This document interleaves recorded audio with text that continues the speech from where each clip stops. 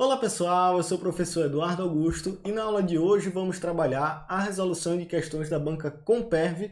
Antes de iniciar, se inscreve aqui no nosso canal que ajuda bastante o nosso trabalho e a continuar produzindo materiais gratuitos por aqui. Se você tiver interesse em mais materiais de preparação específica para os concursos de Educação Física, dá uma olhada nos links da descrição desse vídeo. Você vai encontrar informações tanto sobre os nossos e-books, como também do nosso curso online da preparação à aprovação. Então, sem mais delongas, vamos para 5 questões que eu selecionei, trabalhando temas tanto da licenciatura como do bacharelado.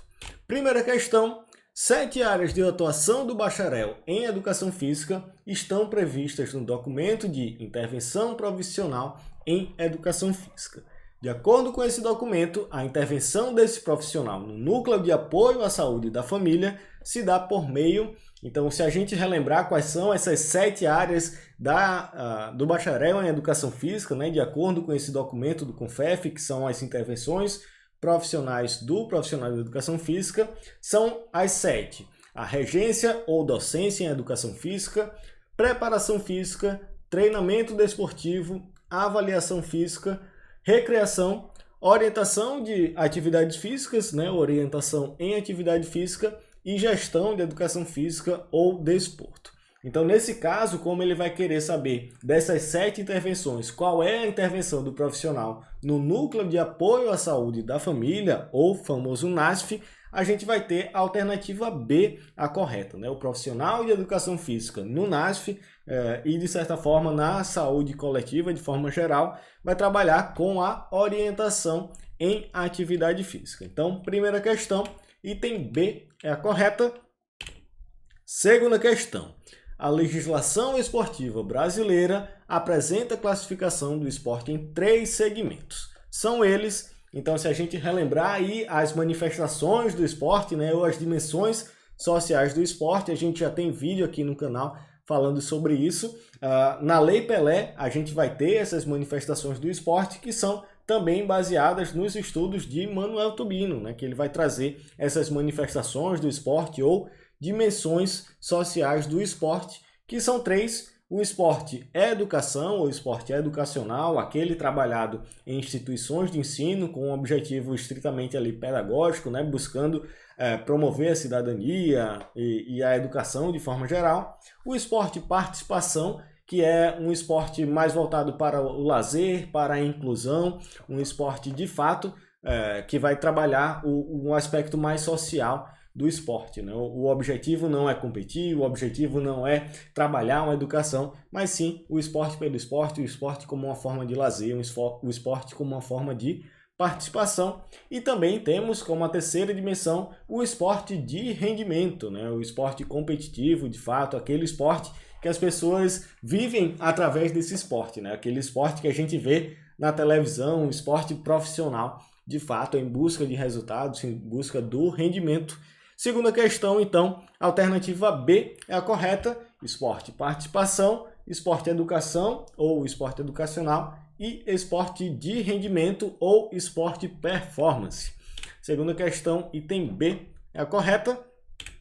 Terceira questão: na estruturação de um programa de educação física para uma turma do ensino fundamental, o professor elegeu como um dos conteúdos a capoeira. A escolha ocorreu pelo fato dessa prática corporal ter presença marcante na sociedade brasileira e ter potencialidade para ampliar as capacidades do aluno de conhecer e valorizar a pluralidade do patrimônio sociocultural brasileiro, bem como aspectos socioculturais de outros povos e nações. Nessa tomada de decisão, a escolha foi baseada no critério de seleção e de organização dos conteúdos proposto pelos PCNs, identificado como critério de... Então, ele traz uma contextualização geral do porquê o professor escolheu como um dos conteúdos a capoeira e diz que foi baseado em um dos critérios de seleção dos conteúdos presente nos PCNs. Se a gente lembrar, os critérios de seleção de conteúdos presentes nos PCNs são 3, que são a relevância social, as características dos alunos e a especificidade da área, a especificidade da educação física. Sabendo esses critérios de seleção de acordo com os PCNs, a gente já consegue resolver essa questão que no caso é a alternativa C, a relevância social. Porém, quando a gente fala da metodologia do ensino de educação física, se a gente vê lá no coletivo de autores, eles propõem alguns critérios de organização e seleção de conteúdos que estão presentes aí nas outras alternativas, né? A adequação às possibilidades sociocognoscitivas do aluno, a contemporaneidade do conteúdo e as escolhas dos conteúdos a partir do que é mais moderno no mundo contemporâneo. Então, de certa forma, são critérios de seleção de conteúdos válidos, porém, de acordo com o coletivo de autores, né? Como a questão pede os critérios de acordo com os PCNs, a gente teria relevância social, características dos alunos e especificidades da área ou especificidades da educação física. Terceira questão, então, item C é o correto, relevância social.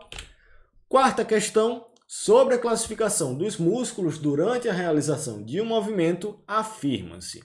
Item 1. Agonista é o músculo que se opõe ao trabalho do músculo que exerce a ação do movimento. Efeito contrário, item 1, falso, já que esse músculo que se opõe ao trabalho do músculo que exerce a ação do movimento é o antagonista. O músculo que exerce a ação é o agonista, porém, o que se opõe a esse trabalho é o antagonista. Item 1, falso.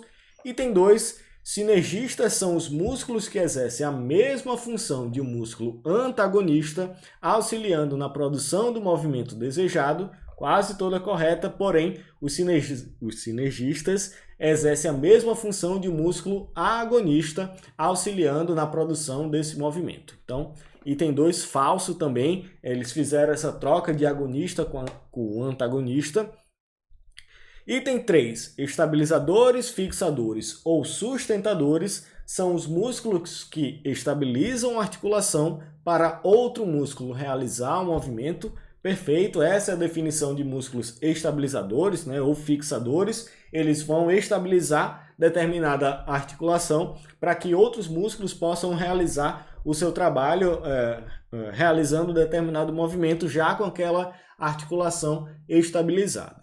E quarto item, neutralizadores são os músculos que criam torque para se opor a um movimento indesejado de outro músculo, impedindo que outros músculos, se não os desejados, executem o movimento. Perfeito. Os estabilizadores e os neutralizadores têm, de certa forma, uma função semelhante, porém, com essas definições, a gente consegue perceber as suas diferenças. Tanto o item 3 como o item 4 estão corretos. Então, nesse caso, quarta questão, itens 1 e 2 falsos, já que trocaram aí a palavra agonista e antagonista nas duas, e itens 3 e 4 são as verdadeiras. Item B, então, é a correta, né? 3 e 4 verdadeiras. Quinta e última questão. Uma das tarefas primordiais da educação física é a estimulação do desenvolvimento de capacidades perceptivo-motoras e de capacidades físicas, por meio de experiências motoras oferecidas em ambiente propício e organizadas de acordo com as características de crescimento e desenvolvimento dos alunos. Esta afirmação alinha-se com as ideias defendidas, e aí ele fala de concepção de aulas abertas, abordagens de cunho desenvolvimentista, abordagens construtivistas ou perspectiva crítico-superadora. Lendo o enunciado da questão, a gente consegue encontrar algumas palavras-chave que vão nos ajudar a resolver essa questão. Nesse caso, as palavras-chave são as capacidades perceptivas motoras e de capacidades físicas, mas principalmente um ambiente propício e organizadas de acordo com as características de crescimento e desenvolvimento dos alunos. Então, a partir dessas palavras-chave, uma abordagem que vai trabalhar com o desenvolvimento de capacidades físicas, né, das habilidades motoras e também determinada a partir das características de crescimento e desenvolvimento dos alunos, essa abordagem vai ser a abordagem desenvolvimentista. Se você quiser saber um pouco mais sobre essas abordagens pedagógicas, a gente tem aula aqui no canal e também temos a minissérie de abordagens pedagógicas em 1 minuto, trabalhando aí as palavras-chave dessas principais abordagens. Então, nesse caso, quinta questão, a partir dessas palavras-chave, a gente sabe que o item correto é o B, pelas abordagens pedagógicas de cunho desenvolvimentista. Com isso, finalizamos essa nossa aula. Se tiver qualquer dúvida, pode entrar em contato com a gente aqui pelo YouTube, pelo nosso Instagram, @concurso-cdfísica, ou pelo nosso e-mail, contato@concurso-cdfísica.com. Então é isso, muito obrigado e até a próxima.